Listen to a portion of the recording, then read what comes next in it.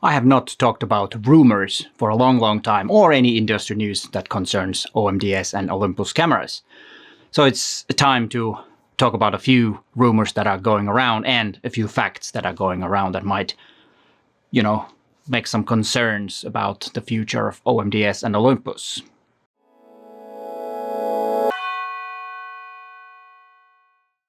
Hi there, my name is Forsgard and I'm a professional photographer from Helsinki, Finland. And before I get into those OMDS/Olympus rumors and facts, I need to address one thing that has, addressed some, or how do you say that? Well, there's been some concern about the content on my channel. I've posted a few videos about Canon cameras lately, and some of you might been a bit almost upset about that. And don't worry, I will continue doing stuff about Olympus gear and how to photograph with Olympus cameras and all the features and stuff. Don't worry about that. The reason that I did those Canon videos, there's actually two reasons.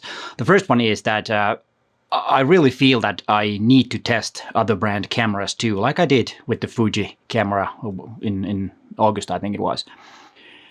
The reason is that I want to know what other brands are doing, so it's easier for me to talk about Olympus cameras when I know things that other camera manufacturers are doing and what the image quality is and what's the usability is. It's a lot easier to make videos about Olympus cameras when I know what the other cameras feel like and how they are. And the second reason is I do make some videos for Amazon too, which is a bit different. They have those videos in their product pages, and that's why I've been making those too. And that's one part that I did a few videos about Canon, because I can get some different content on Amazon too. And since I already had those videos and I've been really busy last month, so I haven't really had time to concentrate on making good content on my channel. That's why I posted them, because they were ready. And like I said, it's nice to test different gear. But enough Canon chit-chat, let's go to those rumors. The first thing is about global shutter. And what does that mean is the global shutter is a bit different from what we have now, because global shutter will read the sensor or the whole area of the sensor at the same time, because now we have sensors that are reading it from either up or from down to upwards or the other way around, just one line at a time, which means that you might have a rolling shutter. But with global shutter, you don't have that. And these rumors, I know it's been, I think, first time a couple of years ago already. And I think that might be the reality. And when I talk about might be is because I don't know. I don't have any inside information what they are actually doing. But that is something that it's been in the rumors for the WOW camera the WOW camera that is going to be released let's say, it will be most likely reality in 6 months. And of course, what are the things that you would like to have in a WOW camera from Olympus? Would you like to be more like EM1X or more like the EM1 Mark III? And I mean the size-wise. And the rumor says that it is going to be more like a EM1 Mark III than EM1X when it comes to the size. I don't really have a strong opinion on that, but I will still vote for the EM1 Mark III, because the detachable grip is quite good, and I use it quite a lot. When I'm making portraits, I will have the grip on, but then when I'm doing casual shooting or anything else, I won't have it, because most of my images are vertical anyways. But when I'm making portraits, then I do it the portrait mode, or the, how do you call it, vertical? Yeah, and the other one is, of course, horizontal. So I like the camera to be smaller, and I can attach it, and sometimes it's easier to fit in the bag. On a small bag, you have the camera body there, and then you have the grip on another place in the bag. You don't have one big bulky camera. That's why I kind of like the where you're able to split the camera in half. Well, that's a funny way to think, but you know what I mean. If they have the global shutter, that's great. And I do have a video about the shutter where I explain more deep or more thoroughly what a global shutter is compared to other ways. And that, of course, needs to have a new sensor, which comes to the thing that Jimmy Cheng from Red 35 was talking about sensors. And he was talking about sensor being, or he was arguing that it's a good thing to have the same sensor in every generation, or the same generation cameras. at the same time, so that the image quality is equal, and then you can kind of decide which camera you make by looking at the features, not in that much the image quality, which will be the same. And that has been, in a way, the way Olympus has done, that they have same sensors in EM1 cameras and EM10 cameras.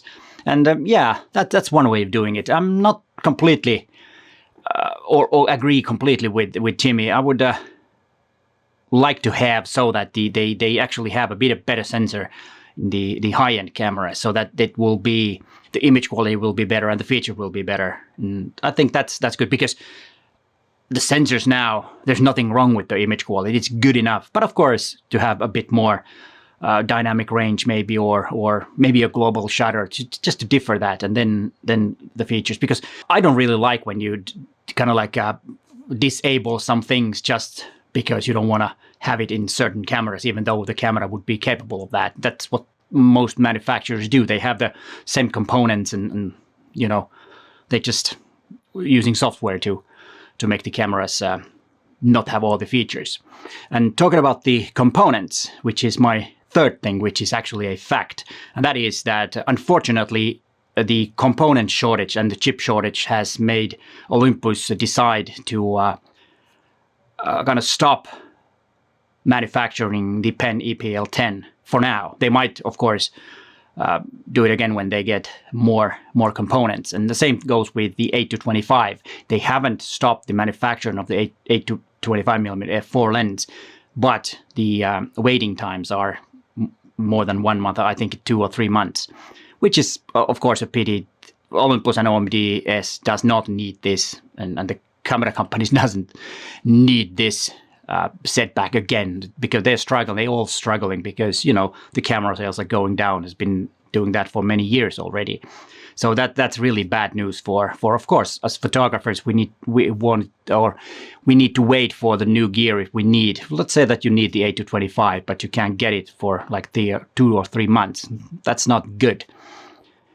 And that, of course, is also with all the other electronics. I've heard that people are buying, you know, home appliances and need to wait for several months because they just don't have the components, and the chip shortage and everything like that is affecting everything. So, and that's also a pro tip: if you are planning on getting electronics for Christmas, check that you will get them before.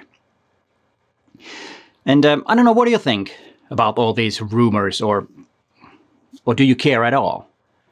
I know that it's not the most important thing to get a new lens. The more important thing is to go out there and make some images and learn that. But sometimes we do need, and especially if you are into getting something new, you might have to wait for a little while. But I hope you enjoyed this video, and here are some more videos about the industry. But hey, thanks for watching, and bye for now.